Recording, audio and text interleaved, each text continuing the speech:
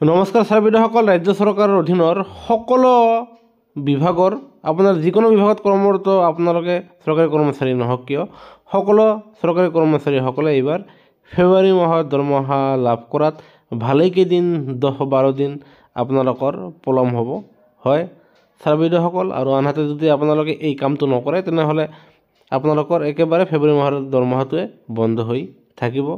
আৰু যাৰ ফলত যাতে আপোনালোকৰ দৰমহা কেইটা সুচাৰুৰূপে পাই থাকিবলৈ সক্ষম হয়, যাতে দৰমহা কেইটা পোৱাত পলম নহয়, তেনেহ'লে আপোনালোকে এটা বিশেষ কাম কৰিব লাগিব আৰু এয়া কৰাটো বাঞ্ছনীয় হয় ছাৰ বাইদেউসকল। আপোনালোকে অসম চৰকাৰৰ অধীনৰ নাইবা কেন্দ্ৰীয় চৰকাৰৰ অধীনৰ যিকোনো বিভাগত কৰ্মৰত নিয়মীয়া কৰ্মচাৰী নহওক কিয় আপোনালোকে জানে যে অন্য বছৰৰ দৰে প্ৰতি বছৰে আপোনালোকে কি কৰিব লাগে, ITR ফাইল কৰিব লাগে। তাৰমানে আপোনালোকে যি জানে টেক্সৰ কামখিনি কৰিব লাগে এক কথাত। আৰু সেয়েহে 2024-25 বিত্তীয় বৰ্ষৰ প্ৰতি লক্ষ্য ৰাখি আপোনালোকে এবছৰত কিমান টকা দৰমহা লাভ কৰিলে তাৰ ওপৰত বহুতো কৰ্মচাৰীয়ে আপোনালোকে টেক্স দিবলগীয়া হয়।